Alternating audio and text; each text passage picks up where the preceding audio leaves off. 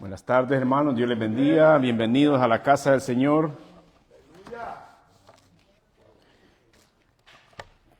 Vamos a continuar con el servicio de hoy, con los anuncios. Primeramente, somos la Iglesia Reformada Pan de Vida. Estamos ubicados en el 1251 California Avenue, Suite 700, en la ciudad de Pittsburgh, California. 94531 es el zip code. El domingo tenemos escuela dominical a las 1:30 y enseguida a las 2:30 tenemos el servicio general. Los martes hay oraciones de damas a las 7 y el sábado 18 de abril van a tener reuniones las damas, que es el próximo sábado. Y también los varones, el próximo sábado estamos reunidos en la casa de nuestro hermano Santiago. Así es de que no se lo pierdan. Vamos a estar ahí reunidos todos. Las hermanas por un lado y los varones por otro lado. Amén.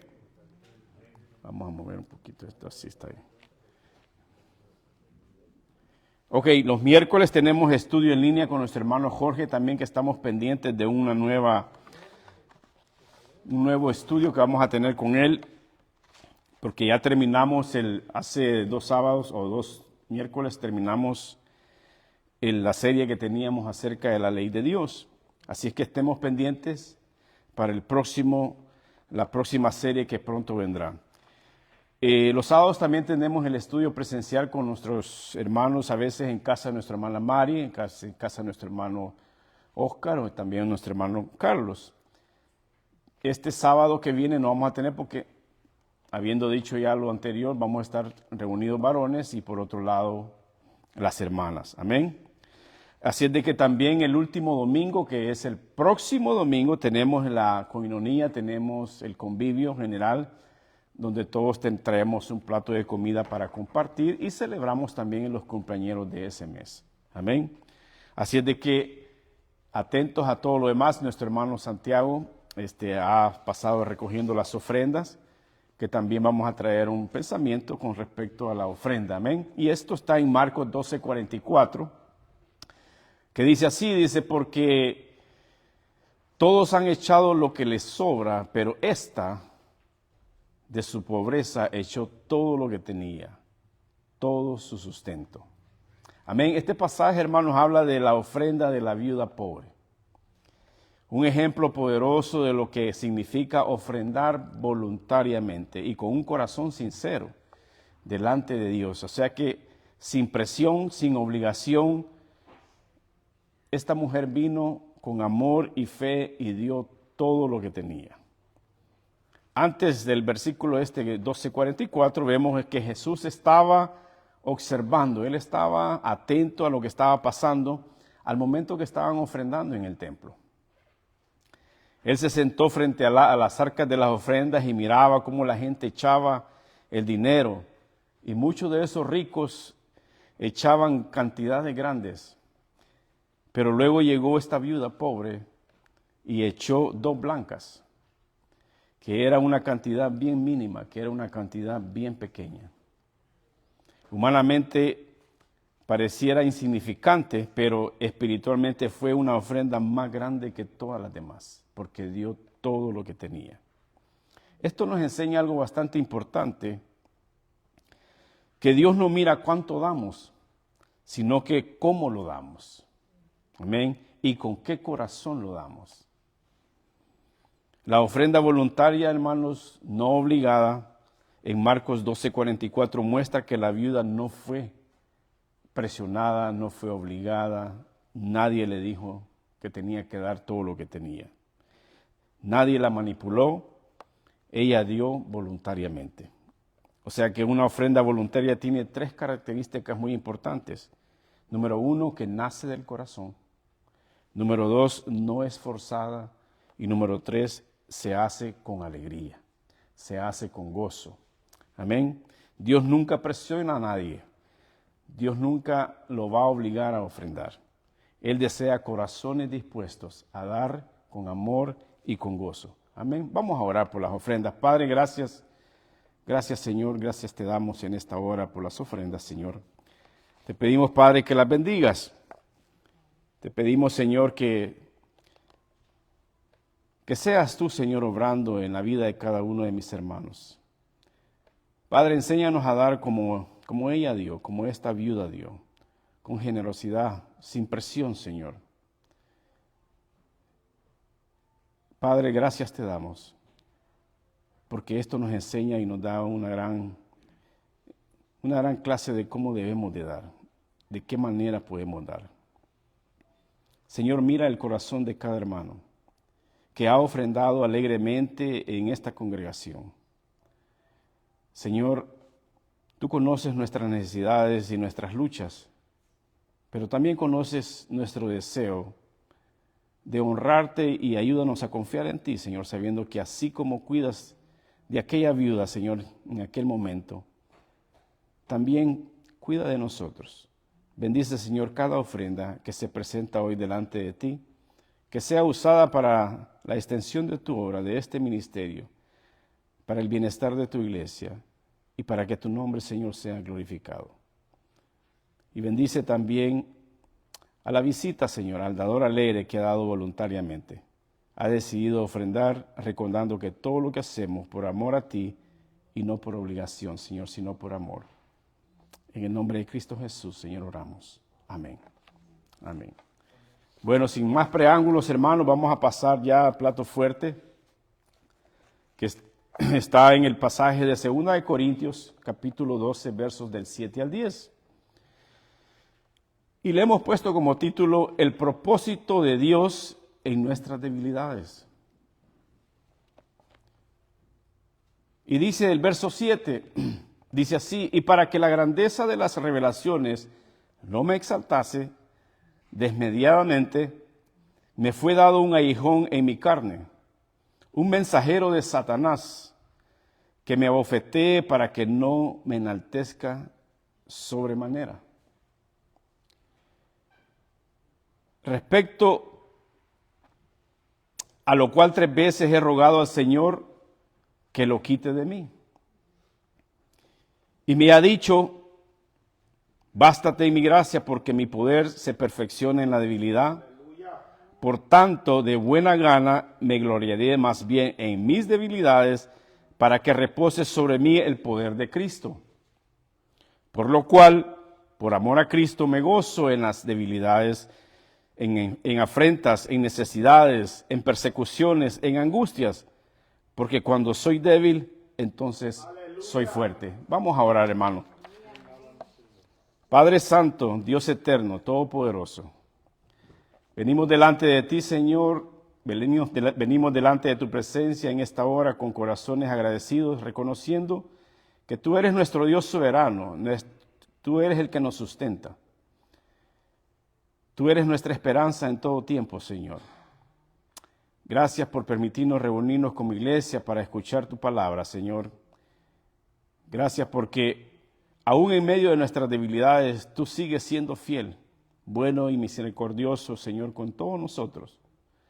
Padre amado, al comenzar esta enseñanza en tu palabra, te pedimos humildemente que prepares nuestros corazones para recibir, Señor, lo que tienes que enseñarnos el día de hoy. Quita toda distracción de nuestra mente, Señor, todo temor de nuestros corazones. Y danos un espíritu dispuesto para escuchar tu voz. Señor, te pedimos que tu Espíritu Santo nos ilumine para entender las verdades profundas que encontramos en este pasaje. Ayúdanos a comprender que tu gracia es suficiente y que tu poder, Señor, se perfecciona en nuestras debilidades.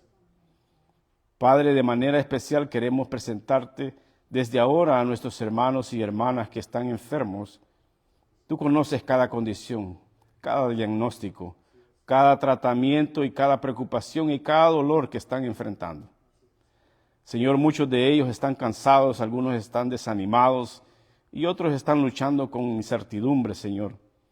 Por eso te pedimos que uses tu palabra en esta hora para traer consuelo a sus corazones. Fortalece a sus vidas y dales esperanza a sus almas, Señor. Permite, Señor, que esta enseñanza no sea solo palabra, sino medicina espiritual, Señor, para sus corazones. Que tu palabra traiga paz donde hay necesidad, Señor. Fe donde hay temor y confianza, Señor, donde hay debilidad. También te pedimos, Señor, que me ayudes a exponer tu palabra con fidelidad, con claridad, Señor, y con amor. Que todo lo que diga en esta hora, Señor, sea conforme a tu verdad y para la edificación de tu pueblo, de tu iglesia. Padre, reconocemos que sin ti nada podemos hacer. Dependemos totalmente de tu gracia, de tu poder y de tu dirección. Te rogamos que en esta hora, Señor, tu presencia esté entre nosotros, que tu Espíritu ministre a cada corazón y que Cristo, Señor, sea exaltado por medio de tu palabra. Todo esto te lo pedimos en el precioso nombre de tu Hijo amado, en el nombre de Cristo Jesús. Amén. Amén. Háblanos, Señor. Pueden sentarse, hermanos. Mientras preparaba este mensaje, varias cosas sucedieron y, bueno, me ayudó también a mí, en realidad, a tener paz en mi corazón y tranquilidad. Esta carta, hermano, de la segunda epístola de los Corintios fue escrita por el apóstol Pablo para defender su ministerio y para corregir falsas ideas de algunos que tenían sobre él, varias acusaciones que él tenía. En la iglesia de Corintio habían surgido falsos maestros que se jactaban de sus experiencias espirituales, criticaban a Pablo por ser débiles, por ser débil él en su ministerio. Decían que un verdadero apóstol no tenía por qué ser tan débil como él, tenía que ser fuerte, tenía que ser impresionante y exitoso. Eso lo mirábamos ahora en la escuela dominical, lo que el mundo piensa. Y así piensa el mundo, que tiene que ser exitoso. Pero en esta carta Pablo hace algo sorprendente. No presume de su fuerza, sino de sus debilidades. Este contexto inmediato dice que antes de hablar del aguijón de la carne, Pablo menciona una experiencia extraordinaria. Él dice que fue arrebatado al tercer cielo y escuchó cosas inefables. O sea que antes de llegar al punto que vamos a exponer del capítulo 1, el verso 6, él dice que fue arrebatado y escuchó cosas inefables. Inefables, hermano, son cosas que no se pueden describir. Son cosas inexplicables, indescriptibles. No se pueden explicar. Que supera toda capacidad humana para decir lo que él escuchó y lo que él vio. Que son demasiado gloriosos para ponerlas en palabras. Solo imagínese, hermano, algo tan hermoso, algo tan glorioso que cuando intentas describirlo, no encuentras las palabras para hacerlo. Ninguna descripción hace justicia a lo que él vio en ese momento. Y eso es inefable. Eso es lo que significa esta palabra. Aquí Pablo describe una experiencia espiritual muy elevada, pero evita jactarse de ella. Habla de él cuando está tratando de interpretar esto, para evitar esa jactancia, él habla en terceras personas. Él dice, yo vi un hombre. No dice, yo fui. El punto es claro, hermano. Dios le dio una revelación extraordinaria, pero también le dio una prueba para mantenerlo humilde. Y esto nos prepara ya el camino para empezar a desarrollar el verso 7. Donde está aquí y dice el verso 7, 2 Corintios 12:7, dice, y para que la grandeza de las revelaciones no me exaltase, desmedidamente me fue dado un aguijón en mi carne, un mensajero de Satanás que me abofetee para que no me enaltezca de sobremanera. Como ya lo vimos, el apóstol Pablo acaba de describir en los versículos anteriores, como lo acabamos de decir, que fue llevado al tercer cielo, donde recibió revelaciones extraordinarias de Dios. Pero Dios sabía algo, que las grandes bendiciones espirituales pueden convertirse en grandes peligros espirituales que producen orgullo. Y eso es peligroso. Por eso Dios permitió algo doloroso en su vida. Un aguijón en la carne. Dice, para que la grandeza de las revelaciones no me enaltezca. O sea que Pablo reconoce que su aguijón tenía un propósito claro: evitar el orgullo. No era un castigo, era una protección que Dios había puesto sobre él. El orgullo, hermano, es uno de los pecados más peligrosos, porque nos hace depender de nosotros mismos. Nos aleja más de Dios. Nos hace olvidar nuestra necesidad de la gracia que tenemos que tener. Dios ama tanto a sus hijos, hermanos, que a veces permite debilidades para mantenernos humildes. Dios no permite pruebas en la vida del creyente sin propósito. Muchas veces las debilidades son herramientas divinas para preservar nuestra humildad y dependencia únicamente de Dios. Esto significa que algunas enfermedades no son castigo, son medicina espiritual contra el orgullo. Amén. Hermano, usted que está enfermo, tal vez no entiende por qué Dios permitió esta enfermedad que usted tiene en su vida. Pero una cosa es segura, hermano: Dios nunca permite sufrimiento sin propósito. Aunque no lo veamos ahora, o aunque no lo mire o no lo perciba usted ahora, pero Dios está obrando en su vida. Dice Pablo que dice, me fue dado un aguijón en mi carne. La frase aguijón en la carne, hermano, sugiere algo doloroso y persistente, que ahí estaba constantemente, día y noche, día y noche.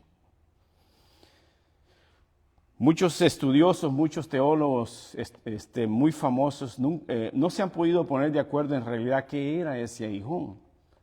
Y muchos lo describen como una enfermedad física, un problema de la vista, dicen algunos, un dolor crónico que él tenía y una debilidad corporal. No sabemos exactamente en realidad qué era lo que era ese aguijón, pero sí sabemos algo, que era algo doloroso y era algo constante. No era momentáneo, era una lucha continua que él tenía. Dios puede permitir debilidades físicas en sus hijos para que aprendamos a depender más profundamente de su gracia y no de nuestras propias fuerzas. Esto conecta mucho con algunas personas que puedan estar enfermos el día de hoy, porque la debilidad física no significa un fracaso espiritual. Hermanos, las enfermedades no significa que Dios nos ha abandonado. No significa que tu fe está débil. No significa que hiciste algo malo. Puede ser un instrumento en las manos de Dios. Dice que mandó un mensajero de Satanás, o sea que ese aguijón era un mensajero de Satanás que me abofetase, que lo golpeara, que lo afligiera. Aquí vemos algo bastante sorprendente. Claramente dice que el aguijón era un mensajero de Satanás, pero también permitido por Dios. Esto nos recuerda el caso de Job, donde Satanás actuó, pero Dios tenía el control de la vida de Job. Amén. Satanás quería destruirlo, pero Dios quería santificar a Job. Satanás puede afligir, pero nunca actúa fuera de los límites de Dios. Aún el sufrimiento, hermano, permitido por Satanás, está bajo el gobierno soberano de Dios. Amén. Esto es profundamente consolador. Este debería consolarnos a todos nosotros que sufrimos de algo, porque esto significa que nada ocurre fuera del control de Dios. Ni la enfermedad, ni el dolor, ni la debilidad. Dios tiene el control. Hermano, tu sufrimiento no está fuera del control. Aunque sea difícil, Dios sigue obrando y está en control de tu vida. El propósito final es que tenemos que mantenernos dependientes de Dios. Claramente Pablo dice en este verso, para que no me enaltezcas de sobremanera. Pablo repite esta frase 2 veces, porque el propósito era claro, mantenerlo humilde. La debilidad tiene un poder especial. Nos hace depender de Dios.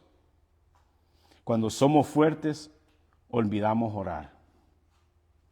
Cuando somos débiles, aprendemos a clamar.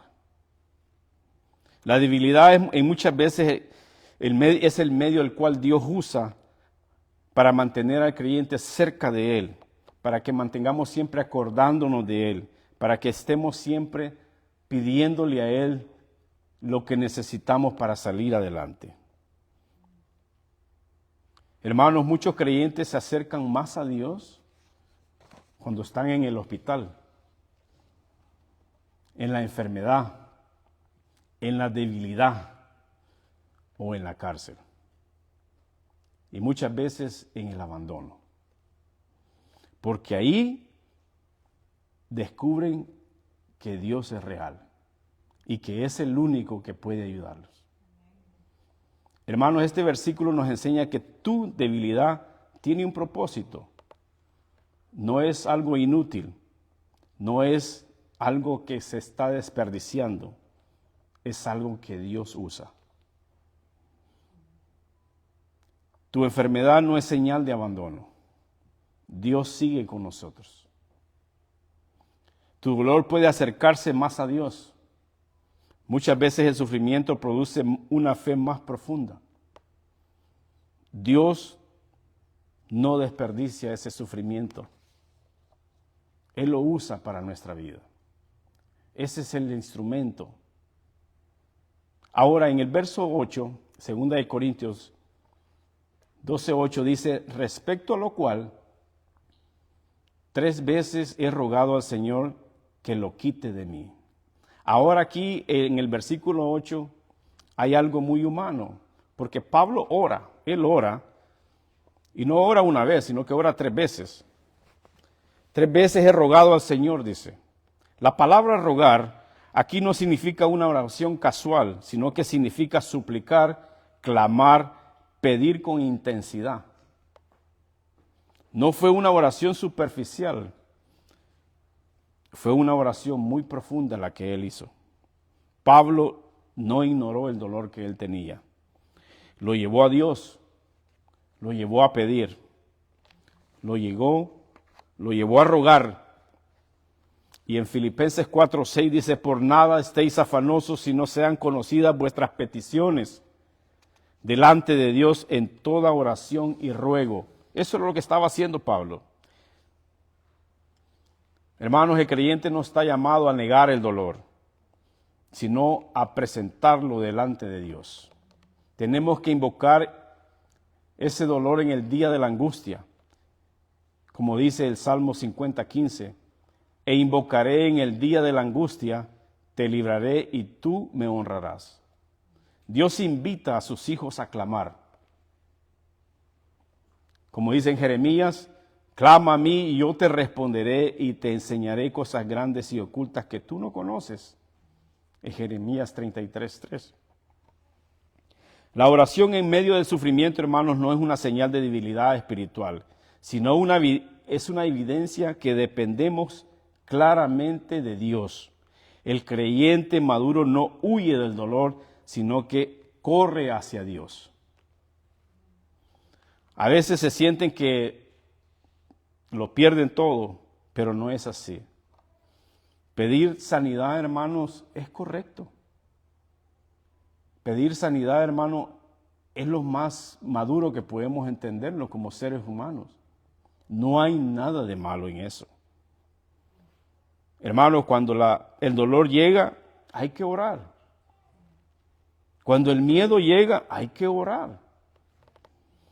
Y cuando no entendemos, pues sigamos orando. La oración es el lenguaje del creyente en el sufrimiento. Es correcto pedirle a Dios que quite ese dolor. Pablo lo hizo. Le dice que lo quite de mí. O sea que le rogó 3 veces que lo quitara de él. Él fue el que le pidió a Dios y él era algo que él tenía o sentía que Dios podía hacer y que se lo podía quitar. Pero esto enseña algo muy importante, que como lo decíamos, no es pecado pedir alivio, no es pecado que nos sane, no es falta de fe pedir sanidad, no es egoísmo pedir descanso del dolor. Pablo aún, el apóstol, se dirigió directamente a Dios y dice que oró 3 veces. Señor, quita esto de mí. El mismo Jesucristo en el monte Getsemaní dijo, Padre mío, si es posible, pasa de mí esta copa. Nuestro Señor también, Él pidió, estando en sufrimiento, en agonía, Él pidió que fuera removido. Pero añadió algo muy importante que dice, pero no sea como yo quiero, sino como tú. Aleluya, así es. Amén. Esto muestra el modelo correcto de cómo pedir. Pero someterse a la voluntad de Dios a veces cuesta, hermanos. La Biblia nunca condena al creyente por pedir alivio del sufrimiento. Lo que sí enseña es que debemos someter nuestra petición a la voluntad soberana de Dios. Y esto muchas veces, hermanos, nos da mucha paz, nos da mucha tranquilidad. Porque nos enseña y dice, Señor, sáname, pero también, Señor, hágase tu voluntad. Hermano, usted puede pedir por sanidad, puede pedir por alivio, puede pedir por descanso. Y eso es correcto. Eso agrada a Dios. Dice Pablo que él 3 veces le rogó al Padre. Este versículo rompe el mito, ese mito peligroso que los creyentes fuertes no sufren. Pablo, el apóstol, era misionero, era siervo fiel. Aún así sufría y sufría profundamente. No era de hierro, era de carne y hueso. Mas el Dios de toda gracia, después de que hayas padecido un poco de tiempo, Él mismo os perfeccione, dice la palabra, en 1 Pedro 5:10. El sufrimiento, hermano, no es señal de fracaso espiritual. Es parte del proceso del cristianismo. El sufrimiento en la vida del creyente no es una evidencia de la ausencia de Dios, sino muchas veces es una evidencia que Dios usa para formar al cristiano. Como le dijo a Jeremías, que fuera a la casa del alfarero y que se fijara lo que iba a hacer con él en manos del alfarero, en las manos de la vasija que estaba haciendo el alfarero en ese momento. El poco de barro que él agarró y la forma que él le iba dando. Y después de que lo había formado, lo metió en el fuego. Y el fuego lo que hace, hermano, es que le da fijez, le da madurez, lo endura y hace fuerte esa vasija. El sufrimiento en la vida del creyente, hermano, no es evidencia de que Dios es el que está ausente, nada de eso. El sufrimiento no nos hace menos espirituales, no significa que Dios nos abandonó, no significa que nuestra fe es débil en todo momento, no, nada de eso. Ahora, ¿por qué menciona Pablo que lo hizo 3 veces? Porque esto nos demuestra claramente que Pablo muestra esa persistencia. Pablo oró 1 vez, 2 veces, insistió hasta la 3ª vez. Pero Dios no respondió inmediatamente. Esto nos enseña que Dios escucha, pero responde a su tiempo. Amén. En Lucas capítulo 18, verso 1 dice, también le refirió Jesús una parábola sobre la necesidad de orar siempre y no desmayar. O sea que la persistencia en la oración es una marca de fe. Hermano, si ha orado usted muchas veces y todavía le duele, siga orando. Aleluya, así es. Siga orando, porque Pablo pasó por eso.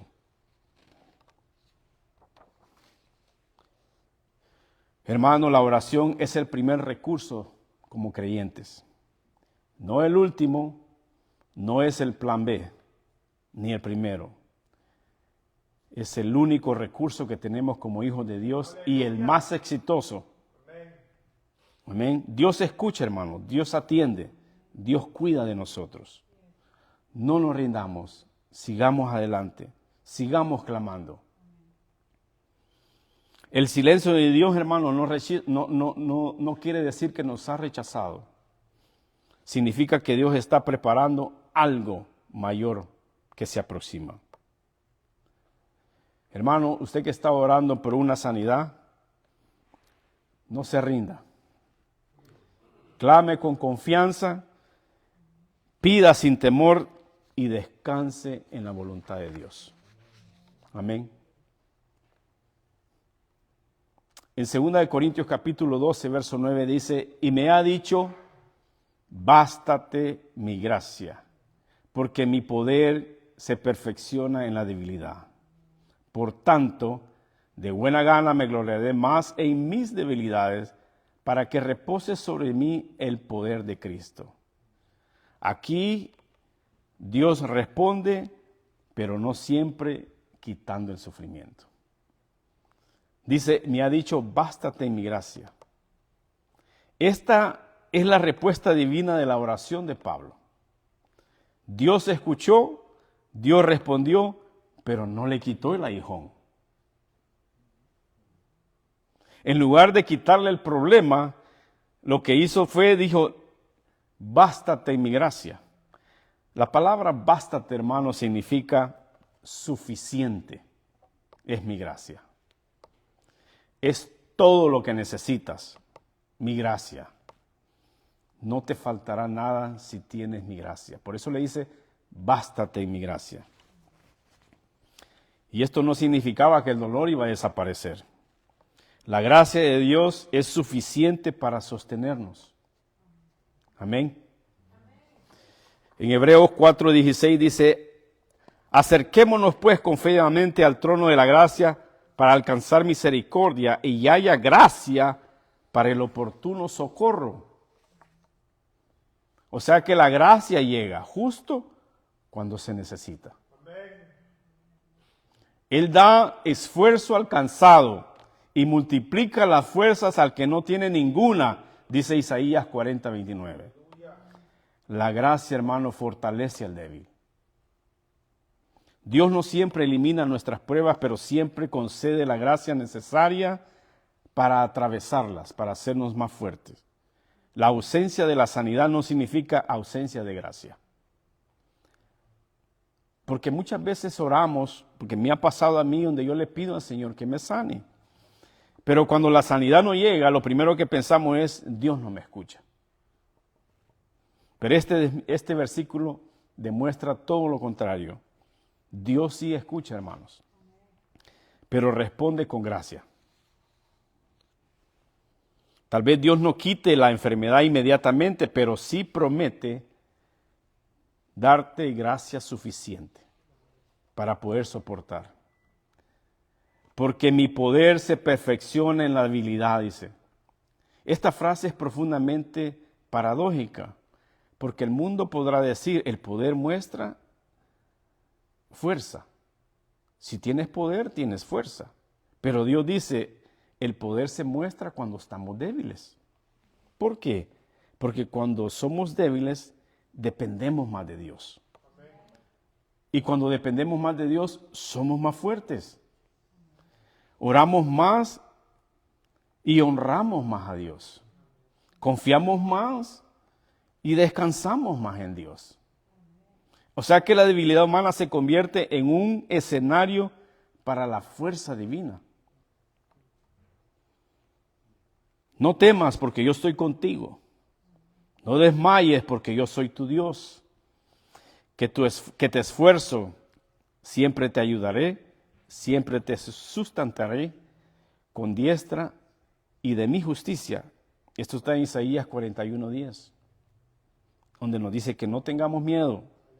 La ayuda de Dios aparece cuando somos más débiles. Durante la semana me ayudó tanto este versículo que nuestro hermano pastor Carlos puso en Filipenses 4:13, donde dice que todo lo puedo en Cristo que me fortalece.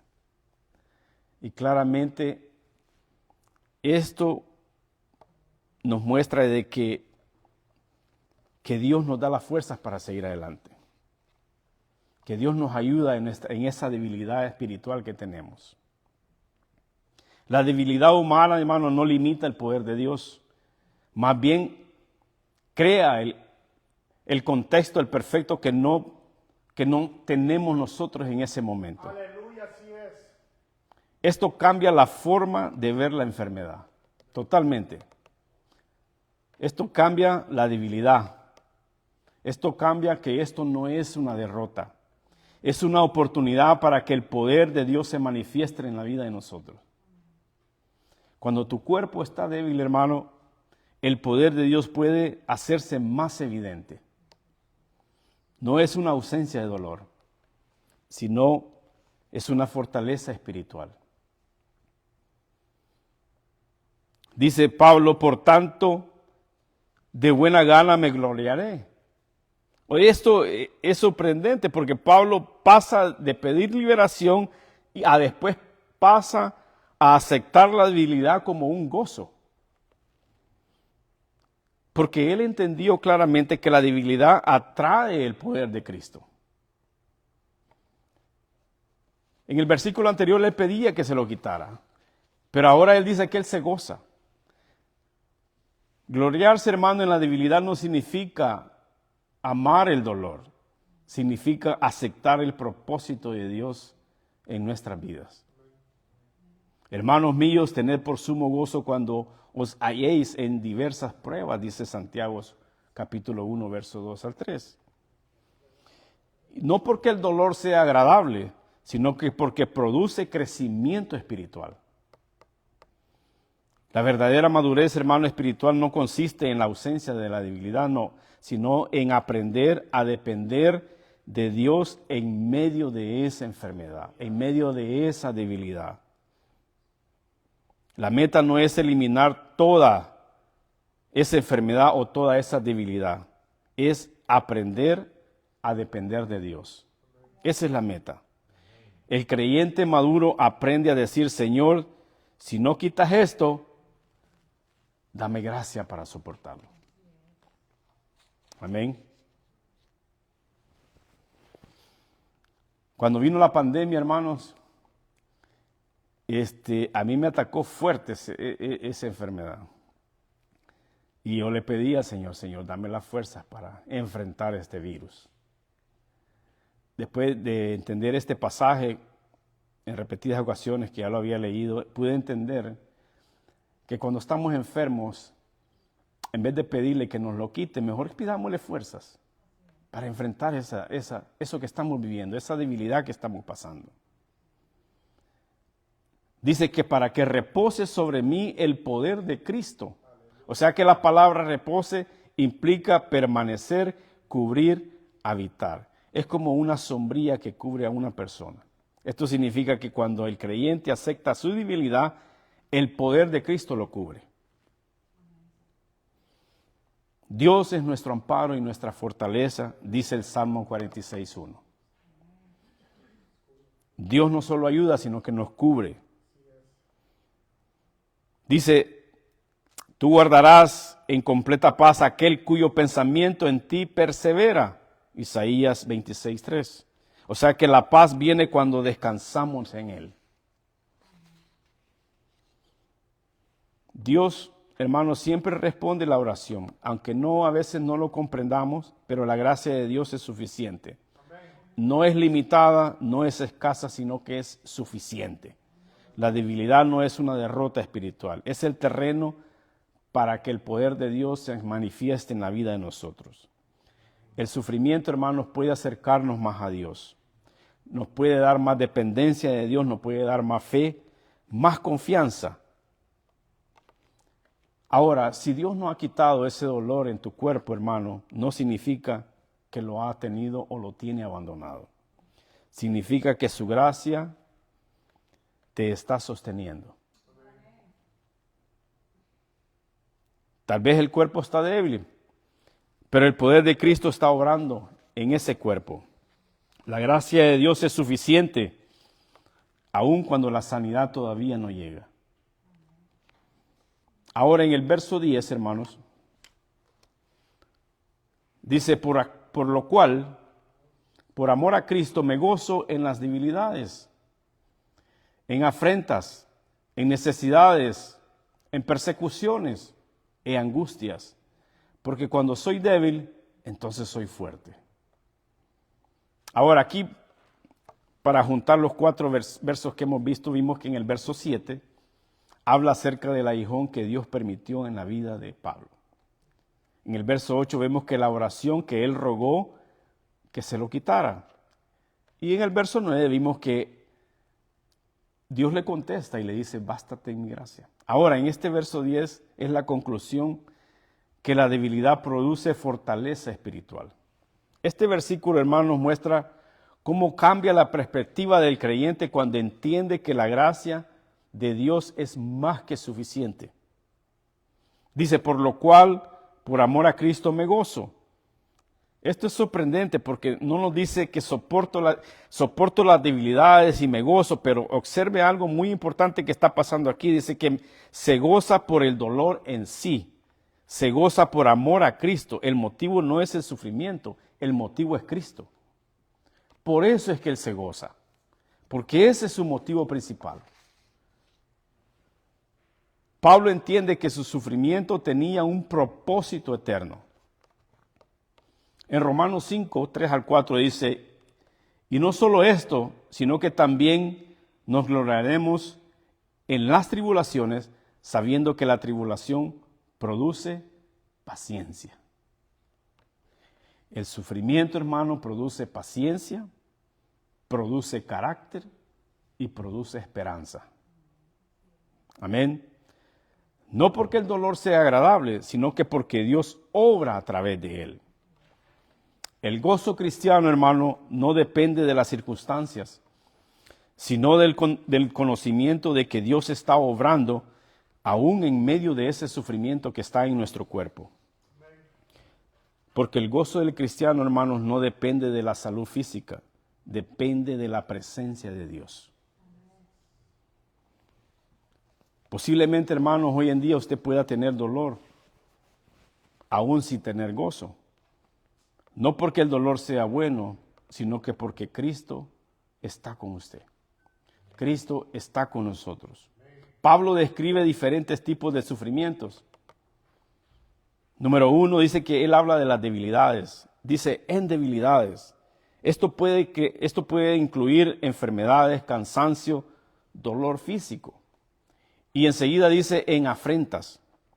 Esto significa burlas, desprecios, humillaciones. Enseguida él habla de las necesidades. Esto pueden ser situaciones donde hubo falta de recursos, falta de fuerza, falta de ayuda. De ahí él habla de las persecuciones que él tuvo. Ataques por causa del evangelio. Y por último él pone angustias, momentos de presión extrema, emocional, mental, espiritual. En el Salmo 34, 19 dice, muchas son las aflicciones del justo, pero de todas ellas le librará Jehová. O sea que la vida del cristiano no es que esté libre de aflicciones, pero sí está bajo del cuidado de Dios. El creyente verdadero no mide el amor de Dios por la ausencia de lo que le está pasando, sino por su presencia fiel en medio de las tribulaciones. Esto es vital, hermano, para quienes sufren de alguna enfermedad.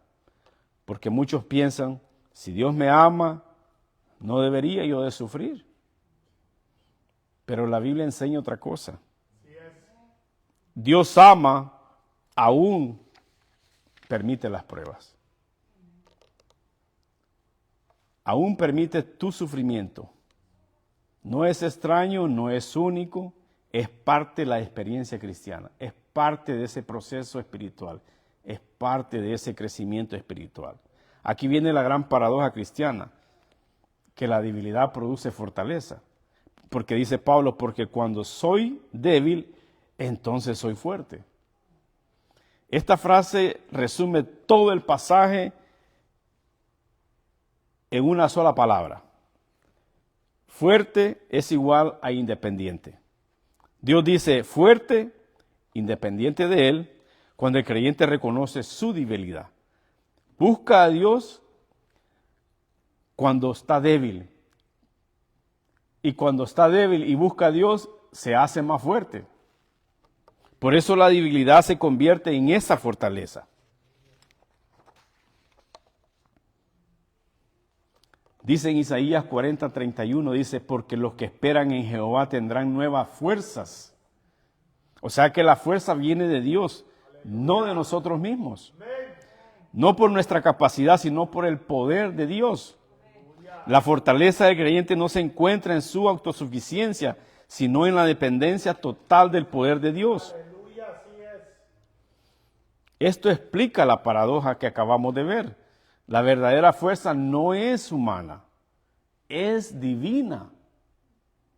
Hermano, su debilidad no es el final.